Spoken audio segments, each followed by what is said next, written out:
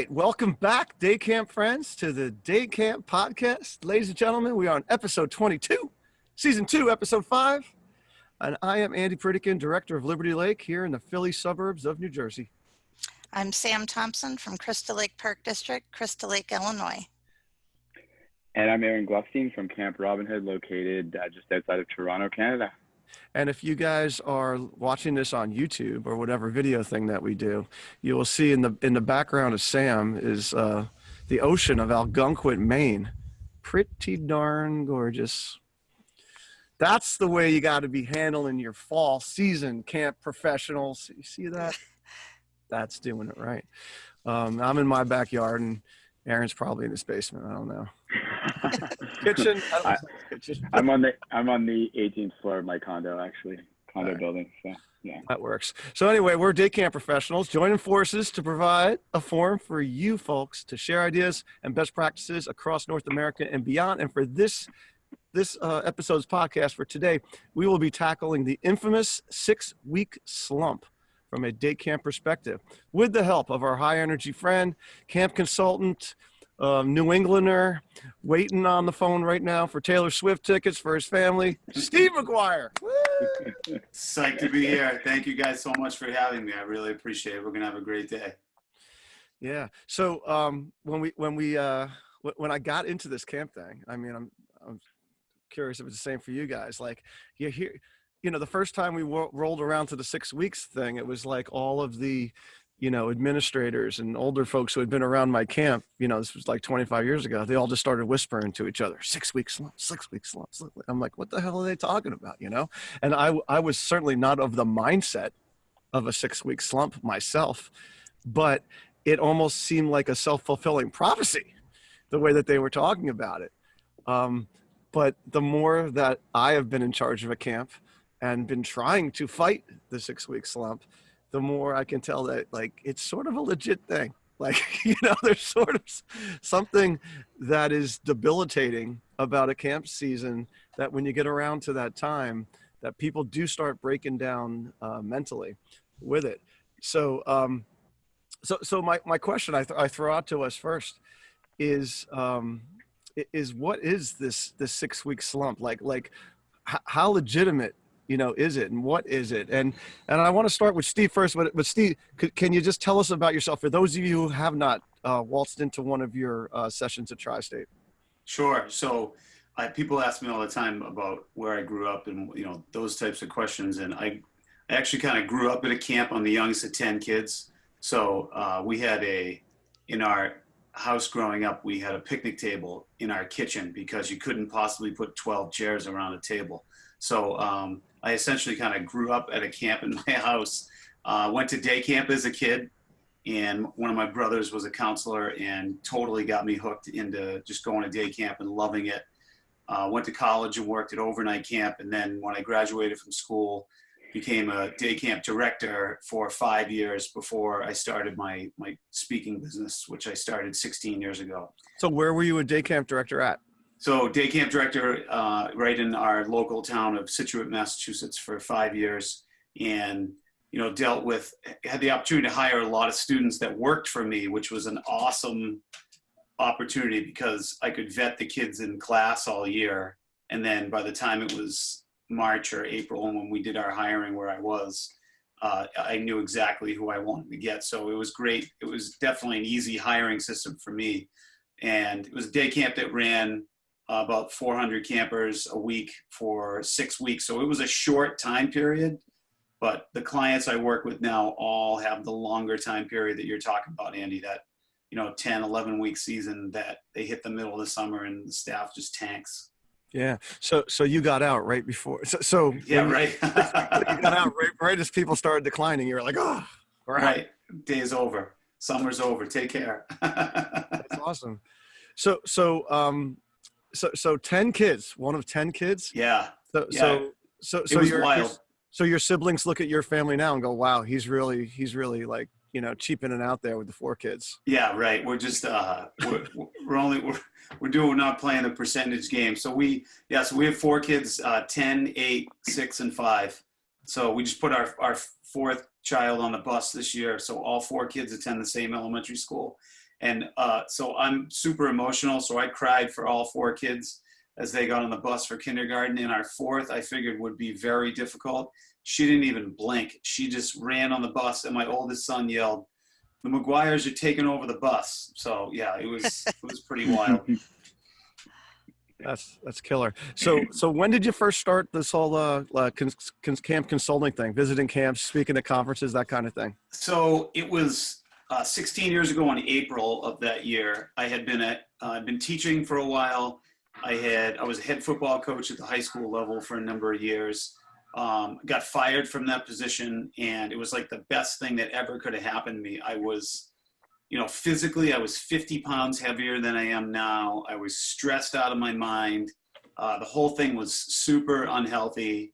And I had done some professional speaking before, about 3 or 4 years later, that I had to put on hold because I was coaching. And, at the time didn't see it, but thankfully got out of coaching, and then said, I got to give the speaking thing a shot, because if I don't give it a shot, I'll never know if this is going to work or not. And the first conference I spoke at was ACA Upstate at a Holiday Inn in January in Syracuse. Who doesn't want to be there? And it was hilarious. I did 2 sessions. I had absolutely no idea how it was going to go, and got a lot of positive feedback from that. And not to say the rest is history, but what my business has become now is definitely not what I even imagined it to be. I work with about 35 to 40 camps throughout the course of the whole year from January to December, and totally love what I do. The thing I did not anticipate 16 years ago was the level of friendships that I would make. I didn't know what to expect. I don't have a business background. I'm an educator. I'm still a full-time school teacher. So I basically have 2 full-time jobs, and it's been amazing. I've been super lucky to work with just a bunch of awesome people, as the camp industry is. Well, I think the camp industry has been super lucky too, and particularly I want to speak for day camp people, because you have come up with some really cool sessions that have been very day camp specific, as opposed to most speakers who really try to sort of just play to the open field, which tends to be mostly resident camp people. So yeah, no, I appreciate it a lot. That's nice of you to say. Right. And one of those sessions that I've been to has been your 6-week slump session. So we are deeming you an expert in the field, Steve. Great. So what's your thought on the validity of the 6-week slump? How would you define it? It's totally a thing. To me, I don't know, the way my brain works is I need observable behavior to justify something. So what I mean by that is, the observable behavior for a 6-week slump for me is staff starts showing up late. It was like the first piece for me. Staff started showing up wearing the same shirt they had on the day before. Their coffee goes from a medium iced to like a jumbo iced as they're running in the door in front of parents. So if you put those 3 things together, they're late, they don't look as great as they possibly can, and they have this huge caffeine boost to start their day, and they're running in the door in front of kids, in front of caregivers expect their kids to be engaged as they're dropped off. That's one of the observable things I look at. And then it's so interesting that so many people that just don't deal with this. You do as day camp professionals, but there are not enough day camp clients that I have that talk about with their staff. It's similar to, when you say things to overnight staff, like, hey, if you need a day off from your day off, you're going too hard on your day off. If you need time off from the night before, that's a huge issue. There are so many staff that come to camp by the middle of the summer, physically exhausted. And it's not, it's not the 6 weeks, it's the accumulation of weeks 2, 3, and 4 of them not taking care of themselves, of going out at night, not taking a nap after camp, not doing the things that they need to do for their bodies. So people are spent, there's the physical part of it, there's the emotional part of it, there's the observable behavior in the morning. All those things to me are really what makes it look what it is. Yeah. And, we had Deb Gilboa on last season, and others who have mentioned that these college kids in particular, they they're just running from one thing to the next, Right. and never really got to relax. You know, No, never. they're super stressed. Right. And, you know, a lot of them too, this also, the other tangible of this, Andy, is that all of a sudden it's, oh, I have a college visit. Oh, I didn't tell you about this family party. Or I didn't, and they happen to be like on Friday or Monday. So the weekend is longer, you know, like they start in on excuses and other things to do because they need time off. Which YOLO, baby. Which YOLO. I'll get to. Yeah, right. Which I'll get to. And the high school kids are coming out of the graduation season, Right. you know, like right into camp. Yeah. You know, a lot of our teachers are literally working until the last moment of camp starting, right? I mean, for the last few years, we've had a lot of overlap with teachers, you know, working a half day on my first day. Yep. You know, at their schools. You know, I even remember camp started, you know, a week before school ended. And then I remember I would have 12 hours off. I would get home at camp at like 6 p.m. and then football season started at 6 a.m. There's plenty of people in that time frame. Like it happens to a lot of people that unfortunately, and that's a big piece, a tip I'm going to give down the road here as we talk about it, is we just don't give people enough time off. And one of the things I encourage camps to do is always to overhire. You know, if you can afford to do it, to overhire staff, and a lot of people do it because they anticipate firing people. It should be for the opposite reason. It should be because you anticipate giving people time away and giving them a break. It's like any other job. If you don't give people a break, they're going to go nuts regardless of what they're doing. And the client is your kids, you know?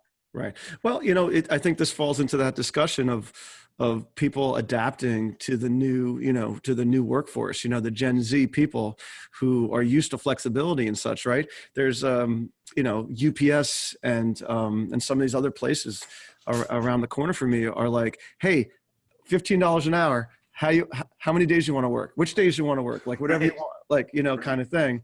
And meanwhile, we're very stuck in our system. And, you know, compared to our resident camp folks, like you said, you know, they're working 6 days and having 1 day off. You know, we're like, hey, we're easy street. You know, You're going home at 4:30 and, you know, you got weekends off. You should be able to handle that. You know, you're a professional, you know, kind of thing. But who knows what it's going to take for the future to keep these people engaged, because sleep is a huge thing. And that's another thing Dr. G talks about all the time.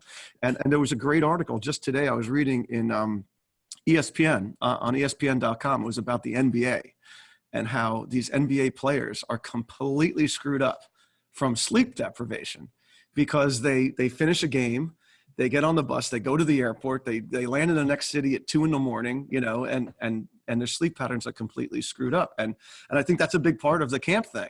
Like you're talking about, these people, they start making friends, they start going out.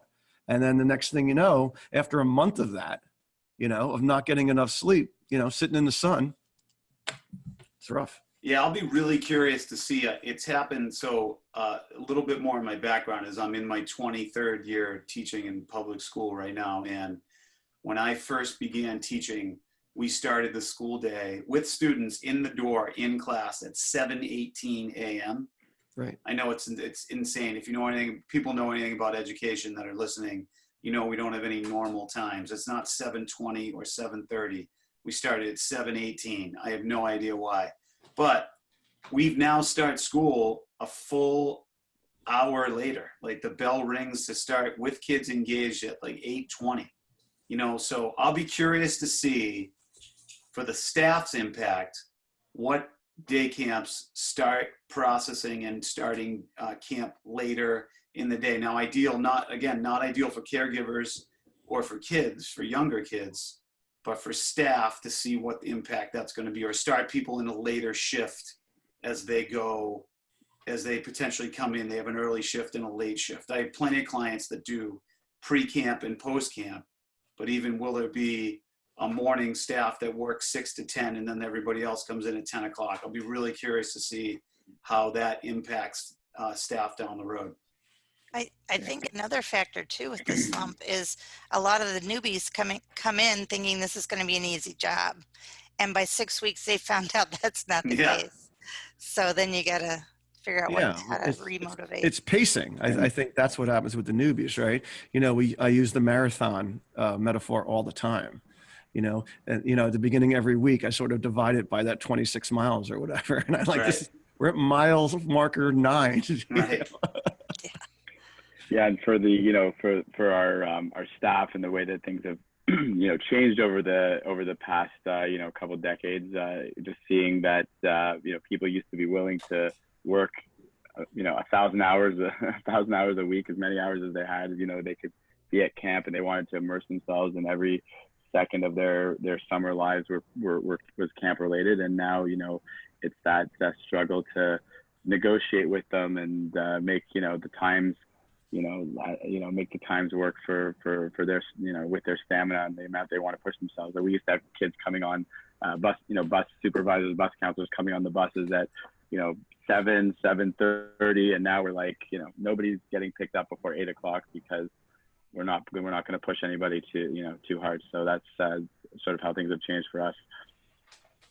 Yeah, I think another piece of it that, just from a timing standpoint, is that I'll give you a perfect example. So one of the clients I worked with probably 5 years ago, they have a great idea, right? So they have it's probably say 90% bus pickup and drop off, maybe 10% caregivers show up on the property.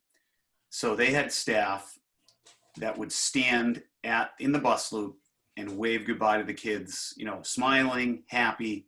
Awesome idea, right? Like, it's an awesome idea. Great customer service. They're wearing their gear. See you in the morning.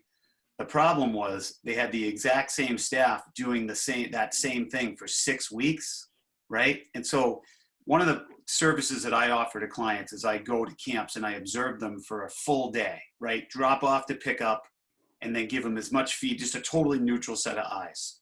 So this group of staff, by week 6, what should have been smiling and happy and waving at the kids, they were literally like people with their backs turned to the buses, not even looking at the kids as they were leaving, talking to each other.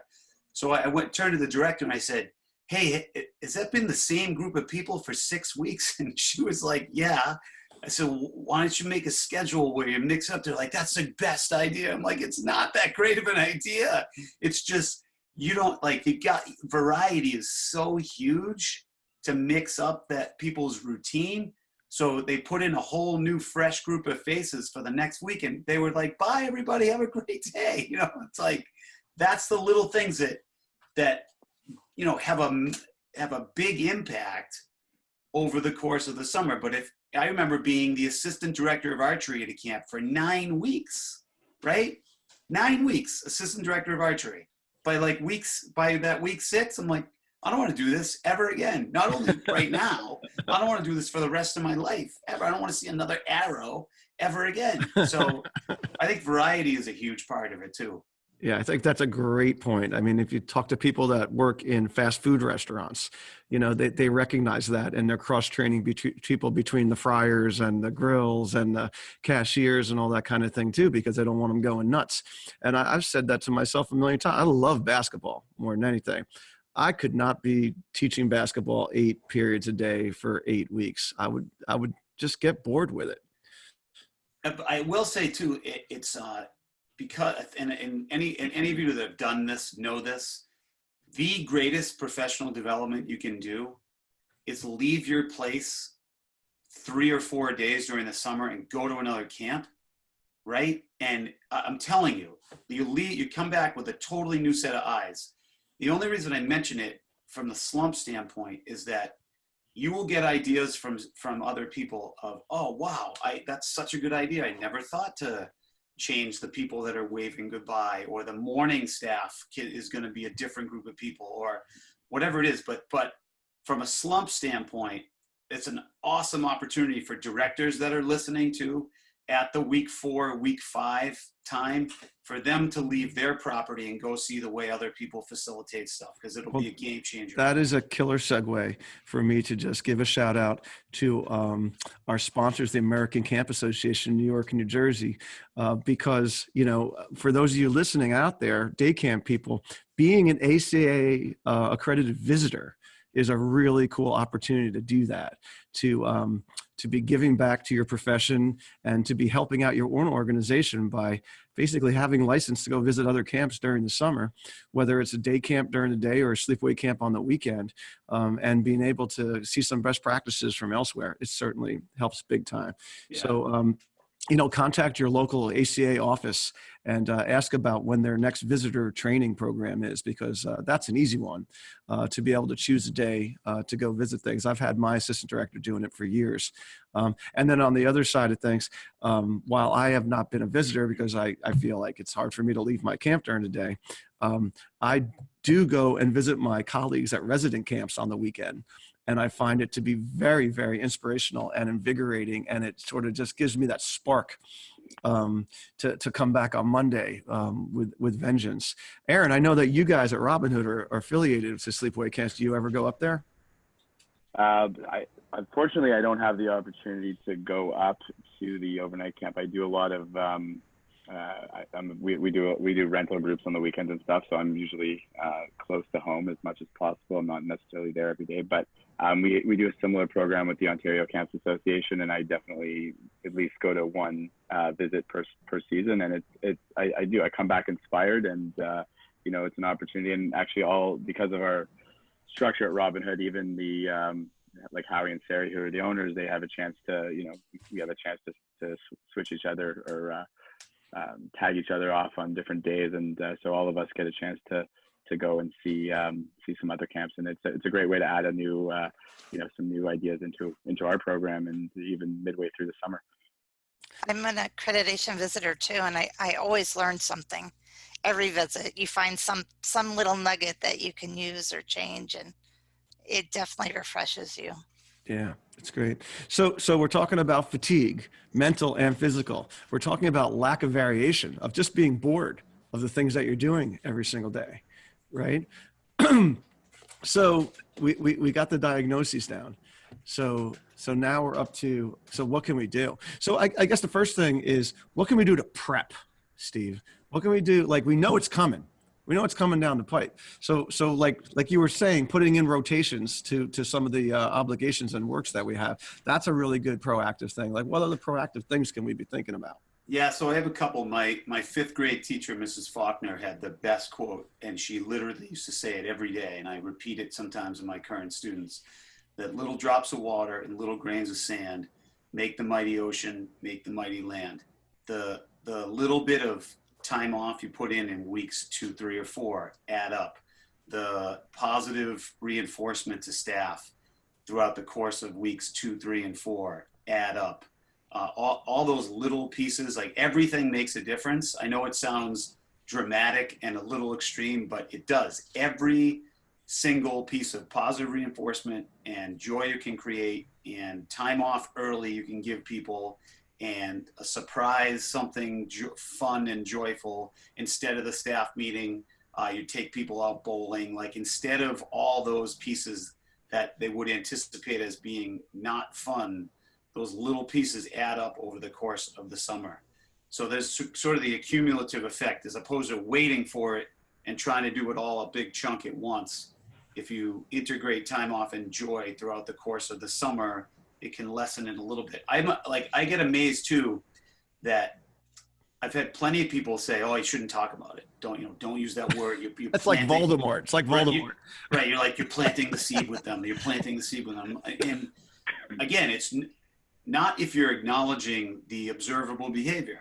Hey, everybody, traditionally what's happened for the last 35 years is people start to show up late this week. People come up with excuses as for days off. Like, you got to talk about it. Like, I think, the elephant in the room is an easy thing to acknowledge it as, but, and you talk about the why. So the biggest reason why, one of the biggest factors that people forget to talk about is kids.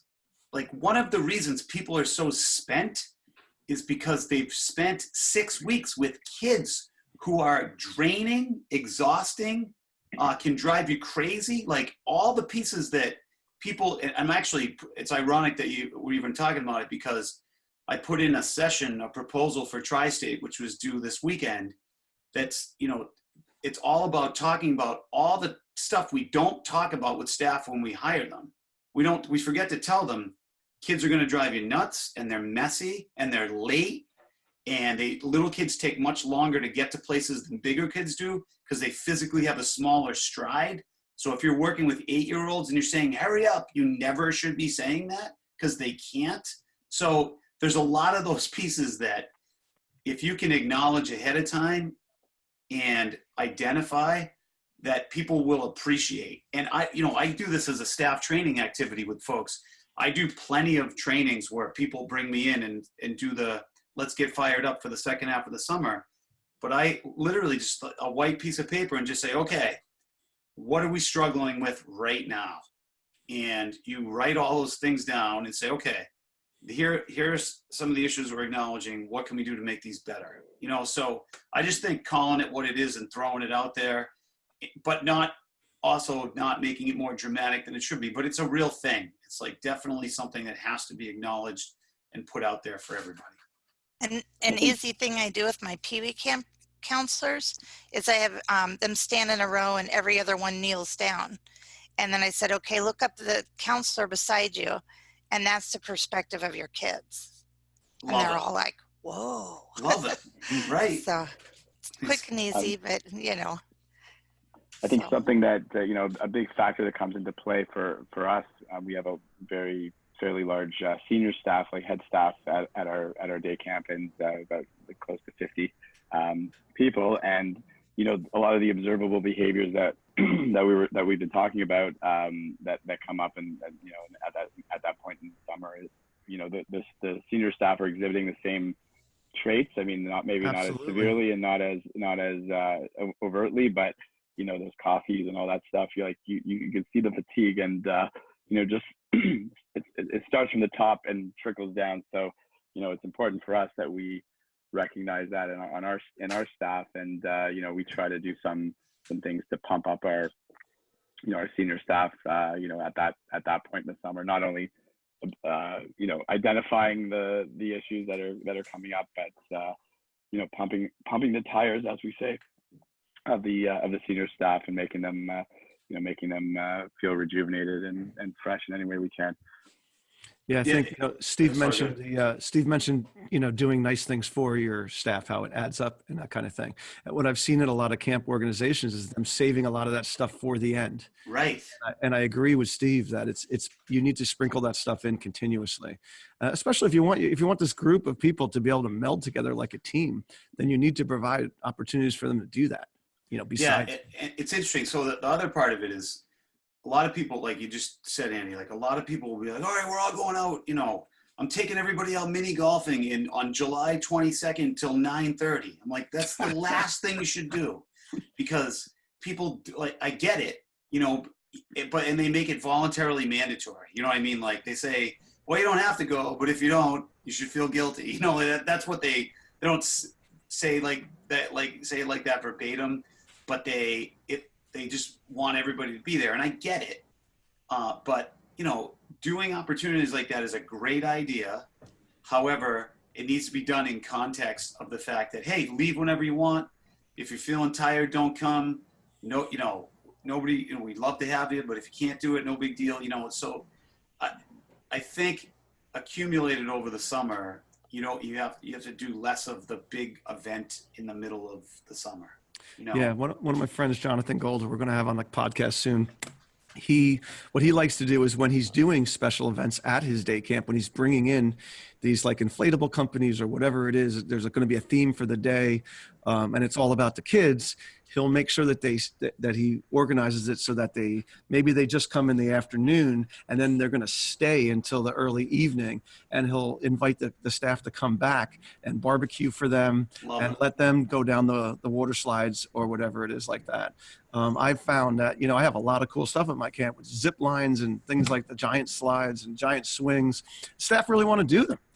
Right. And frankly, it's a little cheaper than sending them to a bowling alley Yep. or whatever Yep. to just sort of keep them around. But there also is that, let's get them out into an air conditioned place. Right. Yeah. No doubt. Like you've just been sweating it out since 8 a.m. here.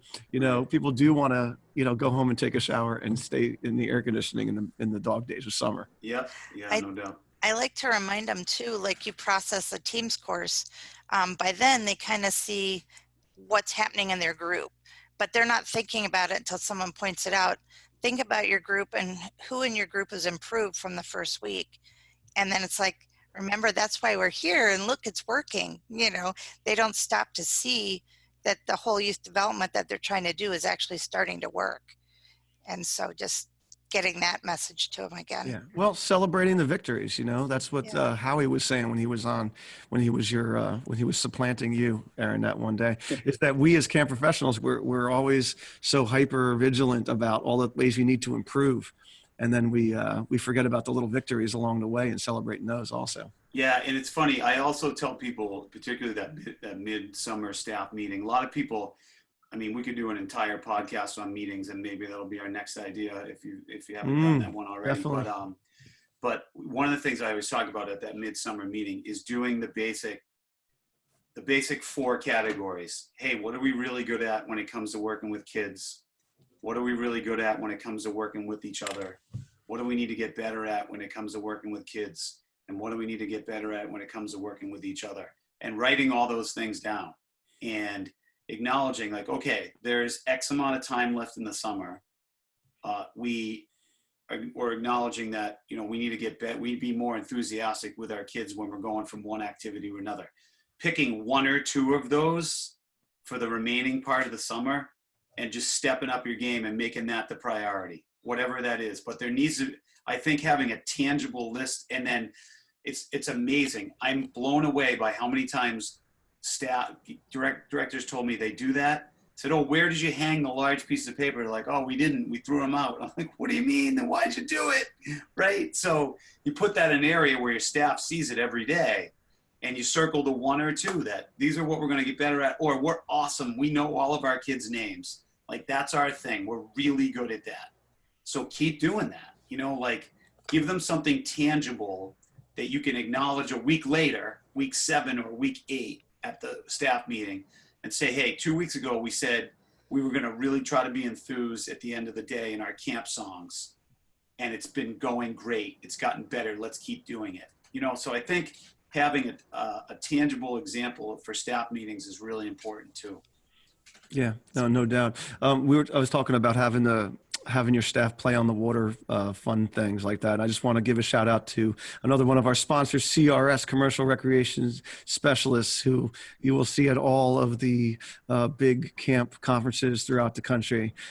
They are terrific when it comes to water trampolines and splash pads and all that other crazy stuff, playgrounds and that kind of thing. My man, Rich Wills, does a great job with the American Camp Association conferences and all.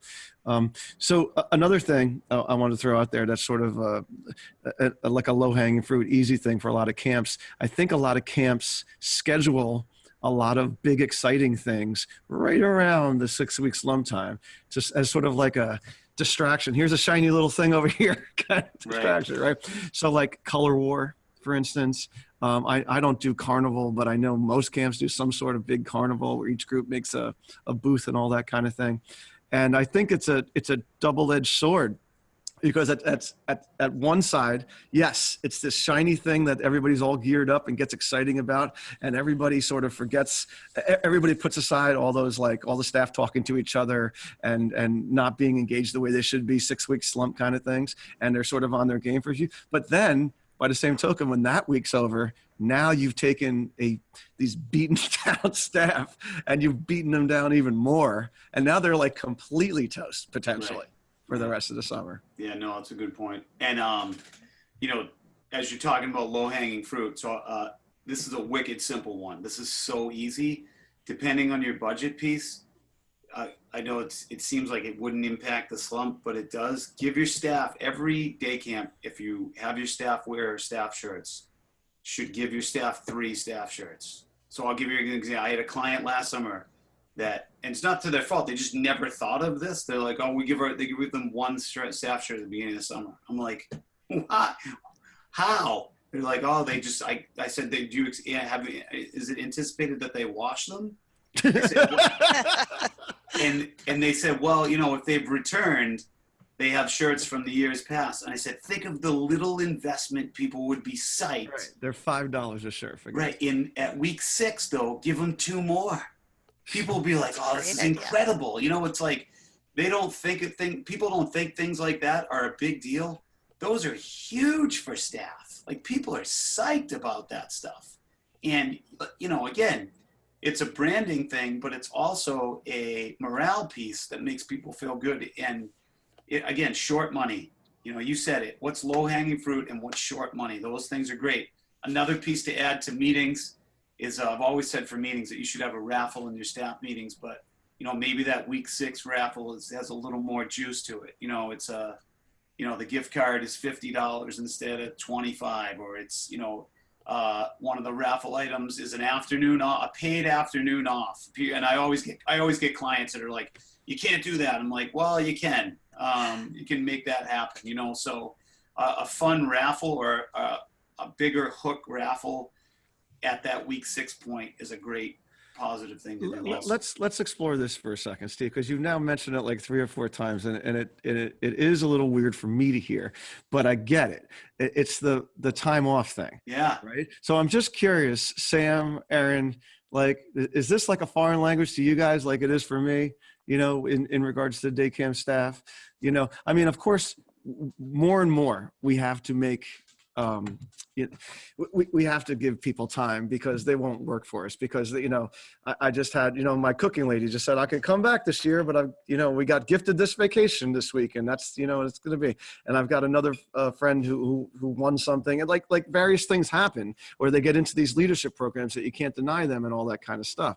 But what Steve is talking about is actually working it into your day to sort of, you know, to give people a break like they do at sleepaway camp. I'm just curious, Sam and Aaron, what you think. I have before and after camp staff that can sub. And so I'm going to try using that more often from now on because they can come in and do that. I've done it when I've seen someone fading, like they're really having a bad day. Get them out of there if you can and give them a break before they actually explode. But I think after listening to you, Steve, I'm going to try to be more organized with that next year because I can use that other staff. Just hadn't thought of it. Yeah.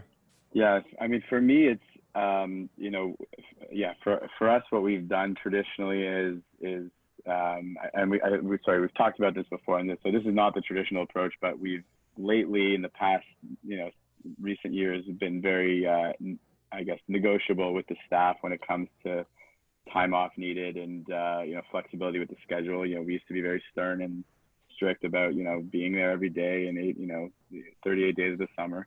And we've changed the tune a little bit because we've noticed that we have to be flexible and, you know, the staff kind of hold the upper hand to some extent now, you know, with us, as you guys know. So, but, you know, I think our mentality has been that, you know, people want to be there every day and that a day off isn't necessarily a reward. You know, we've kind of, I guess, looked at it from that standpoint and just thinking that, you know, a day off, unless they have a specific place to be or something to do, you know, they're going to be having more fun being at camp than being at home. But I think that's, you know, times have changed and that might not be the reality of things anymore. That's sort of the old school way of looking at things. So I think it's important that we try to explore that, you know, that way of thinking as well. Yeah, Steve, yeah. Have you had clients that have embraced this idea? Oh yeah. So I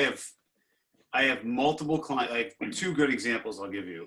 I have multiple clients who if camp is a 6 activity period day, so like 3 in the morning, 3 in the afternoon, the staff will work 5 of those 6 periods.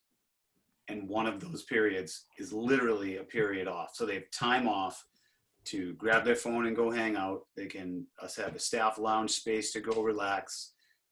They can go for a swim. They can do whatever is not going to interfere with the camp day. They can go and get a breakfast sandwich. They can leave the property. So they've built it into their staff schedule and rotation ahead of time.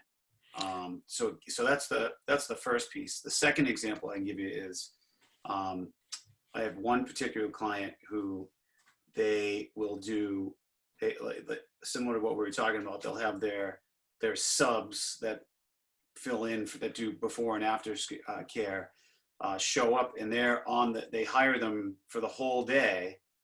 And if they don't use them for the whole day, they'll use them for some, this is a client that feeds everybody. So lunch is included in camp, and they help out a little bit at lunch. They're kind of a filler person, but they're not particularly with an actual group until they need to be. And then they'll give that person the period off or time off or whatever. So, yeah, I just think that a lot of the high performing people that I have, the people who really need a break, right? Like, let's say me when I was that person, that Right. age kind of thing, that, someone mentioned it, that they would sort of almost take it like as an insult. interesting. You Yeah. know?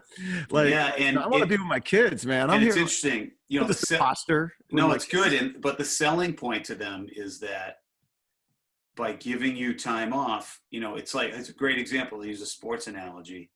So Rob Gronkowski just retired this year, the Patriots tight end, who was spectacular, but they used him sparingly throughout the course of the regular season last year because they really needed him to run for the playoffs. It's like, and I know, and then there's also the Patriots piece of, no days off. No, but look at the San Antonio Spurs have been doing it for years now, right? Right. I just think if it's sold to your staff correctly, it will give them an opportunity to appreciate being at camp more.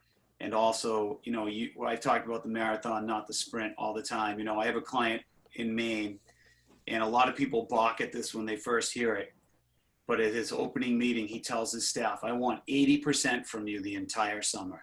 If I get 80% from you, there's a great book, it's a children's book called Ish. It's a phenomenal read. It takes about 3 minutes. And so the title of the book is called Ish. And the whole part of the premise of the book is not to be perfect, just to be goodish. Like you're going to be, if you're 80%, that's ish. Like you're goodish enough. Like and it uses a lot of these terms with ish added onto it, but you don't have to be perfect. He said, I want 80% from week 1 to week 11. I don't want 110% from weeks 1 to 6. And then 5% to finish the summer, because the final product, you leave people with this feeling of like, who is that person at the end? But if you can just maintain that level of really goodish for the whole summer, we'll take it. And I know I was that guy as a director. It's all or nothing. We're going to be extremely amazing all the time, or don't show up. I work for people, Aaron, you just said it. I work for a woman who wouldn't hire staff, wouldn't even hire them if they couldn't do the 42 days or whatever of camp. They would say, oh, on day 40, I have a college visit. And they like 0 to 10, they'd be a 10 as a staff member. She wouldn't hire him. Yeah, that's the way it used to be. But yeah, definitely times have changed with that. Just by the way, Aaron, you said 38 days. What is with this Canadian 38 days? Actually, this coming summer we have 39 days. There's 2 holidays one at the beginning and one midway through the summer. That statutory holidays that we. What's the holidays? Well, Canada Day is the first one, which is I don't know if you close for the 4th of July, but we do. We have so we honor that, and then we have it doesn't really have a name. It's called like a civic holiday in the middle of August, at the beginning of August. So wait a second. Off. So you guys have taken the 4th of July and calling it Canada Day? Is that what you're trying to tell me? So happens to be July 1st, but it's okay. Yeah. So we usually start camp same week. All right. Yeah, and we usually start camp on a Tuesday, so they have the Monday off. So that first week of camp is a 4-day week, so it's a little bit of a that's a nice. good way to start for the staff. They have a long weekend before that, and I just want to jump in just to something that Steve was saying, just really caught my attention. Just the idea of, because I was saying, I was agreeing with you, Andy, kind of an insult to feels like an insult to have a day off of camp, as an incentive. But at the same time, I like the idea of having, a staff lounge or an area for breaks or an incentive, something where you're not missing out on the camp experience, but still getting, sort of a built-in break or a reward or whatever it is. I think I'm going to explore this idea further, because it sounds very interesting. Just the idea of doing something within camp. They're not missing out. They're not leaving the setting, or sort of feeling like they're being penalized for losing, for having a little bit of an off day or whatever it is, but giving them some sort of a reward. And if you think about it, we do it with the lifeguards. They have break days, they have a break room, or break hours, and they have a break room. And I hadn't thought about doing it for camp, but the lifeguards do it. Well, it's interesting. The other example I was going to give you is the municipality where I live. I have for years been trying to help them with their lifeguard program. Ironically, that's what I was going to tell you is, so if I'm a lifeguard at this particular municipality, I show up at 10 a.m., I get a 1-hour lunch, and I'm done at 5 o'clock. So if I do that math, right, I'm standing at the beach on guard the rest of the time. There's no rotation. There's no exchange of time off. There's no sitting under a tent for half an hour while the other three guard. I'm guarding and standing the entire time for an entire summer. And I've gone to them multiple times and said, this model doesn't work. You're the only place on earth I've ever seen lifeguards do this. And I've gotten the classic, as you've heard, Sarah. This is what we've always done. Yeah, Sarah Kurtz and I wrote a book about it. Like, this is the way we've always done it. And I'm like, this is horrifying. It's cruel and unusual. Yeah, right. It probably breaks labor laws. I mean, frankly. Right. It's unbelievable. Yeah. But you bring up a great point. Like we do it with lifeguards. And obviously they're in the same conditions. They're in the sun, so it's just something to think about. Yeah. I mean, I think that, for my camp is outdoors, right? So no matter what I do with my schedule, and I try really hard to incorporate down times for them within a day. For instance, when a group goes to free swim, like the staff is not really on for most of that hour. So it is a relatively low key, time for them. Right. And then I have instructional swim, same thing. If they're not teaching swim themselves, they have a break at that point as well. But in the dog days of summer, when it's 100 degrees, what is that, 38 for you, Aaron? I don't know. But it's just relentless being outside, and you're just sweating from the moment you get there and all that kind of thing. And I don't have a air conditioned break room for people to go running to. Kind of thing. So it feels like no matter what I try, it's just a hard job. It's a rough, it's the hardest job most of these people will ever have in their whole life. No, most demanding. That's definitely true.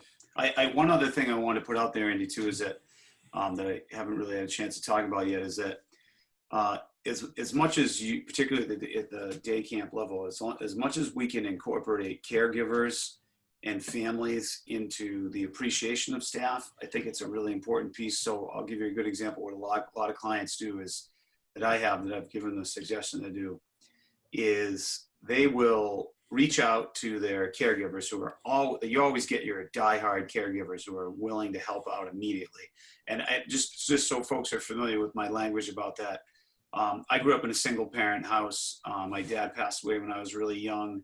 I would go to school and say, surrounding Father's Day, and people would do the teachers would be like, "Oh, we're making presents for Father's Day." I'm like, "What do I do?" I just mentioned that for the fact that I like the caregivers is very good neutral language, because particularly given in today's times, we don't know if kids are going home to grandparents or foster parents or cousins or whoever. So, or two moms or two dads. Yeah. Or whoever. So I think caregivers is a good language to use. But involving caregivers and asking them to ask their kids what they love about camp, and in particular, what they love about their staff member a couple staff member that work there, and to have them literally write a thank you note or a gratitude note to those staff, or can be to the camp in general. And if you're going to have your end of your staff meeting in the middle of the summer, or you're going to do that gathering somewhere off site in the air conditioning, staff shows up and those are spread out throughout the entire room, and people walk in and have these, they start sharing them with each other. And it's a great, listen, does it solve the kid that's driving you crazy for 6 weeks? No. But does it help of, hey, and this is a poignant moment as a director to wrap it up simply by saying, we want you to take 15 minutes and read and share these notes and remember how valuable you are to all those families that you're working with, and like literally keep it that simple. You don't have to give a diatribe or a story or anything else. Just give them a chance to absorb that a little bit and know that they're making a huge difference with families. Absolutely. Yeah, I mean, one way that I get that information also is that I send an end of the season survey to my families during their last week that they're with me. And, you know, my camp goes 2 to 9 weeks. So I have kids whose last day at camp is like 4th of July week, you know, like right away. And it's a very simple survey, but one of the questions in it is, what does your family love about Liberty Lake? Kind of just an open-ended question like that, and we get lots of those kind of answers that you're talking about, Steve. And a lot of those times I sit on that stuff, you know, because I'm just too worried about the 90 other things I'm doing, right? Yeah. And I actually spread it out now. But week 6, week 7, those would be great times to be spreading that kind of gospel, you know, for them to be hearing it from the mouths of the parents, of these tough kids that they've been doing. I just want to give another shout out to the last of our big sponsors, AM Skyer, the big insurance company that has been sponsoring all kinds of professional development, all kinds of American Camp Association and camp related things for 99 years. One other thing I wanted to just mention, when we do our midsummer breakfast and all that, we do fun certificates that are all the inside jokes and all the nicknames that got earned and fun like that. And then we do their pictures at the lake of each staff, because at that point they have bonded and you just did all the silly joke things. So they're all happy, and it's a really good time to get your staff pictures done. Yeah, no, it's a great idea. All right, so we're coming down to the wire. Last few minutes. Anybody's got any other kind of suggestions so we can help with the 6-week slump thing? I mean, one thing I don't know where I got it from. It could have been from a Steve McGuire session. I had a list of cool things to do with your group.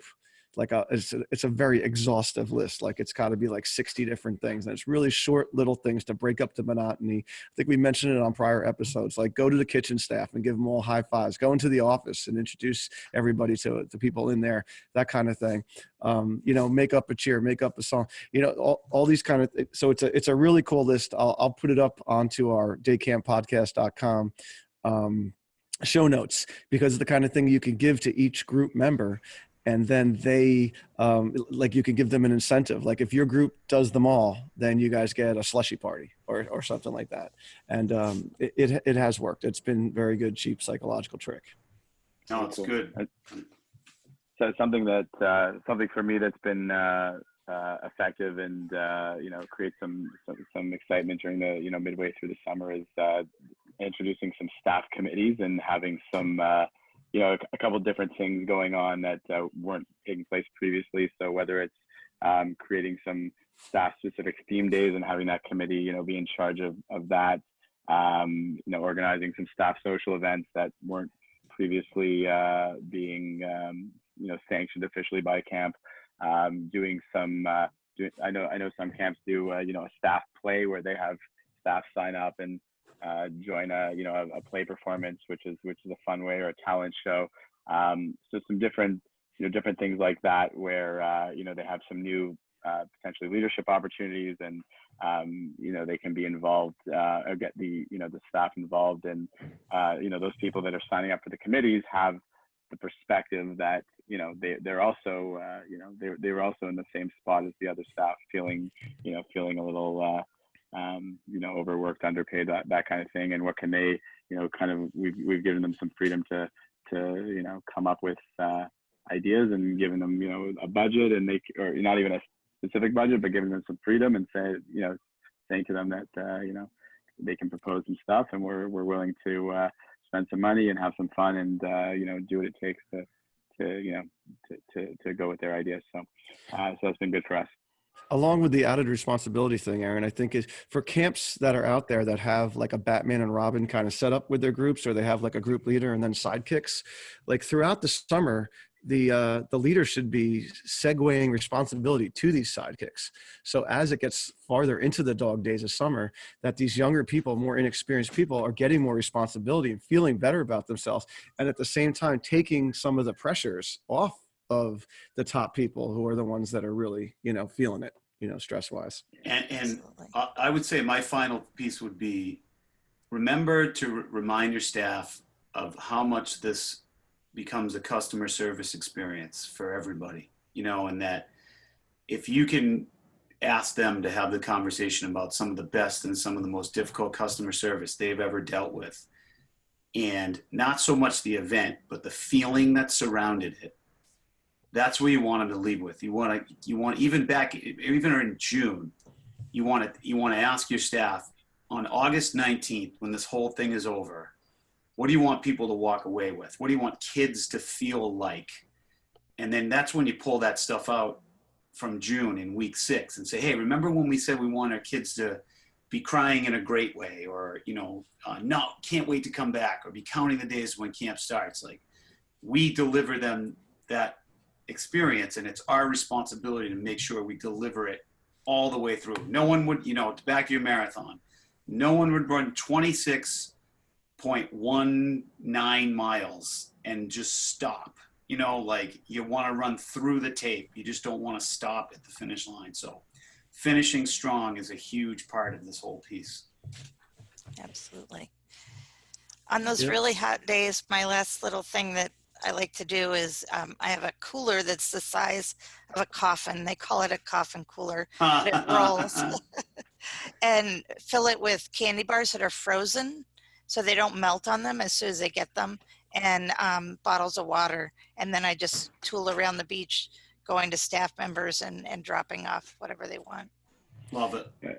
I think the idea of doing, if we do a staff snack every week, we just, camper snack every day, but we do a little bit of a special snack for the staff every week, and just, doing something that costs 50 cents more or $1 more, whatever, for the week 6, week 5 or week 6, to, just to make them feel that they're appreciated, I think can go a long way too. Just like giving out the t-shirts, it's something that's not very expensive, but makes a difference. Right. And for the health conscious people, something that I've heard at a bunch of camps doing is getting washcloths, small towels, getting them all wet, right, rolling them up, and then freezing them in your freezer if you have that, and then busting those out on those hot days and giving them out to the staff. Love it. To put on their necks. That's a good one. Yep. All right. Well, thank you so much, everybody, for your contributions. Thank you, Steve McGuire, Day Camp Maven. Yeah, love it, man. Love I love it. I appreciate you guys having me. We're gonna book you ahead for your next school vacation. We're gonna book you for the meetings Sweet. Episode. All right. Yeah, I'm fired up. Let's do it. Yeah, we're really psyched about that. I want to also thank our executive producer, Mr. Go Camp Pro himself, Travis Allison, for helping get the show out to you. Our regular producer, Mr. Matt Hansberger, and our generous sponsors, ACA New York, New Jersey Commercial Recreation Specialists, and AM Skyer, for allowing us to bring this podcast to you. So if you don't want to miss an episode of the Day Camp Pod, you subscribe on iTunes or Stitcher or wherever you get your favorite podcasts. I think it's also on YouTube too. And don't forget, to show your love and give us some positive reinforcement on there. Give us some 5-star ratings and stuff like that. Check out our show notes at daycamppodcast.com, and feel free to send us an email with some feedback or any ideas for future podcast topics. Our email address is daycampquestions@gocamp.pro. We'll be back in a couple of weeks with the next episode of the Go Camp of the Go Camp Pros Day Camp podcast. Thank you so much, everybody, for listening. We really appreciate it. And Steve, if the Patriots don't win the Super Bowl, this year, don't be too disappointed. Yeah, right. We'll take 6. All right. Thanks, everybody. Thanks. Take care.